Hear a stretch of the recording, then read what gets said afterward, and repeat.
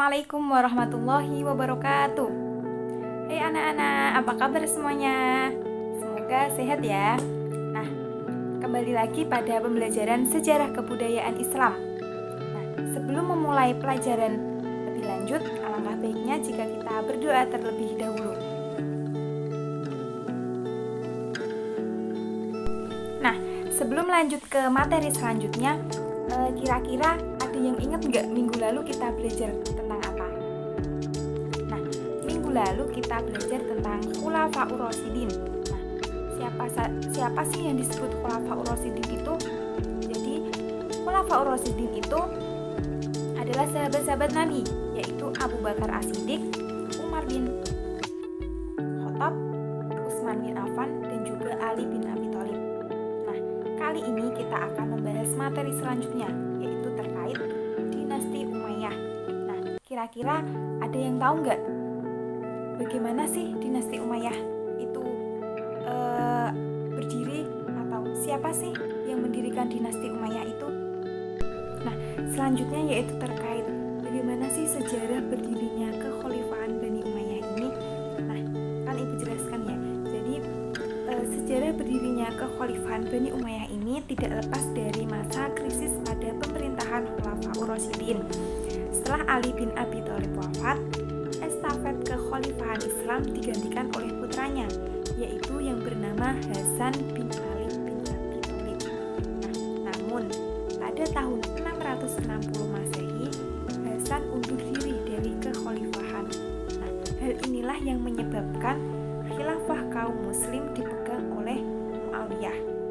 Maka berdirilah Bani Umayyah ini dengan memindahkan ibu kota yang awalnya dari Madinah, kemudian dipindah ke Damaskus yang berada di Syam. Itulah sejarah berdirinya kekhalifahan Bani Umayyah. Nah, selanjutnya yaitu terkait masa kejayaan Bani Umayyah. Nah, buat anak-anak semua, ada yang sudah tahu belum? Puncak kejayaan pada dinasti Bani Umayyah itu ketika dipimpin oleh khalifah siapa? Kalau belum tahu, simak ya.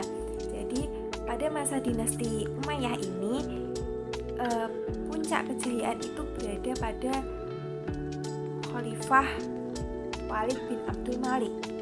Jadi Khalid bin Abdul Malik ini merupakan khalifah ke-6 Daulah Umayyah yang berkuasa antara tahun 705 sampai 715 Masehi.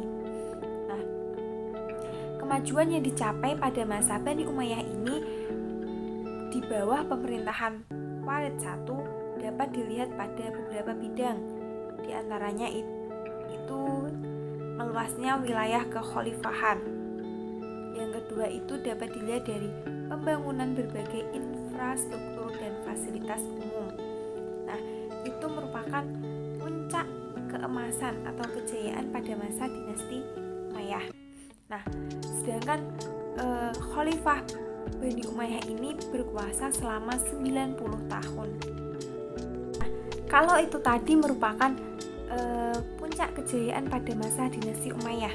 Nah, sekarang ketika kita ada suatu masa kejayaan, berarti akan ada suatu masa di mana dinasti Umayyah ini mengalami kemunduran atau mengalami keruntuhan.